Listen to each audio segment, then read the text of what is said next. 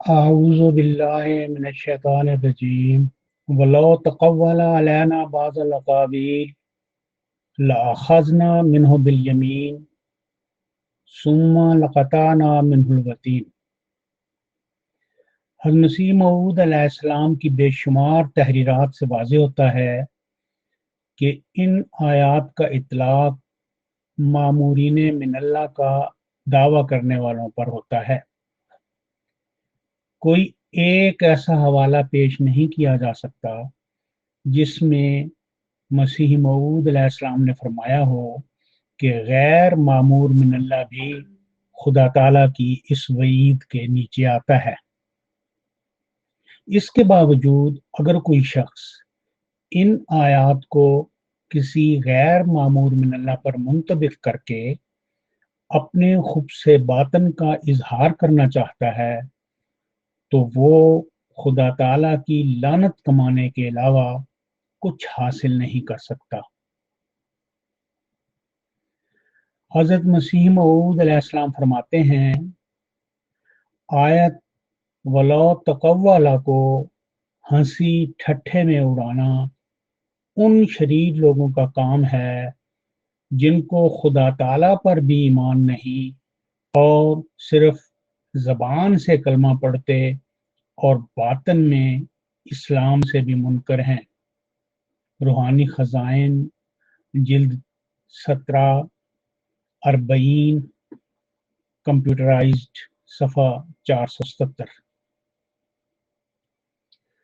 عبدالغفار جمبا صاحب اور ان کے ساتھی اس حقیقت سے بخوبی آگاہ ہیں کہ حضرت خلیفۃ المسیح ثانی رضی اللہ تعالی عنہ کا معمور من اللہ ہونے کا کوئی دعویٰ نہ تھا۔ اس حقیقت کو جانتے ہوئے بھی ایک غیر معمور من اللہ پر ان آیات کا اطلاق ہنسی اور ٹھٹھا مذاق نہیں تو اور کیا ہے۔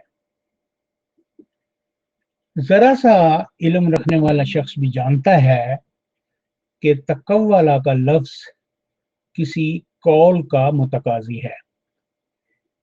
ان معنوں سے اگر اسے کسی مدعی الہام پر منطبق کرنا ہے تو حضرت خلیفہ ثانی کو پہلا الہام 1901 یا 1902 میں ہوا تھا۔ حضرت مسیح موعود علیہ السلام نے اس الہام کو ملاحظہ فرمایا اور یہ آپ کی زندگی میں رسالہ تشہیز الاذہان میں شائع ہو چکا تھا۔ اگر کسی مدعی الہام کی مدت شمار کرنی ہو تو حضرت خلیفہ ثانی کو اس پہلے الہام سے لے کر وفات تک خدا تعالیٰ نے 64-65 برس کی طویل عمر عطا فرمائی۔ اس کے باوجود جمبا صاحب یا ان جیسے فلک سیر لوگوں کا یہ کہنا کہ خلیفہ ثانی کو 23 برس کا عرصہ نہیں ملا ایک کھلا کھلا کذب ہے، اور حضرت مسیح موعود علیہ السلام کے ارشاد کے مطابق یہ رویہ ٹھٹھا اور ہنسی مذاق کرنے کے مترادف ہے، اور جو ایسا کرتے ہیں وہ در حقیقت خدا اور اسلام کے منکر ہیں۔ حضرت خلیفہ ثانی کا اپنے الہام کے اعلان کرنے کے بعد 65 برس کا طویل عرصہ پانا دراصل آپ کی صداقت کی دلیل ہے، جسے فلک سیر جنبی اپنے خبث باطن، تعصب اور عداوت کی بنا پر سمجھ نہیں سکتے۔ سامعین و ناظرین جانتے ہیں کہ آج کل جمبا صاحب کی گردن ایک ایسے شکنجے میں پھنس چکی ہے کہ اب وہ ٹوٹ تو سکتی ہے لیکن وہاں سے نکل نہیں سکتی۔ وہ شکنجہ جمبا صاحب کا اعتراف ہے کہ نبوت کا دعویٰ کرنے والا ہر شخص جو اپنے اعلان کے بعد 23 سال تک زندہ رہے وہ بلا مشروط سچا ہوتا ہے۔ زاہد خان صاحب کے پیروکاروں نے جمبا صاحب سے مطالبہ کیا ہے کہ اپنے اس عقیدے کے مطابق آپ کو زاہد صاحب کی بیعت کر لینی چاہیے، کیونکہ انہیں اپنے اعلان پر 30 برس سے بھی زیادہ کا عرصہ گزر گیا ہے۔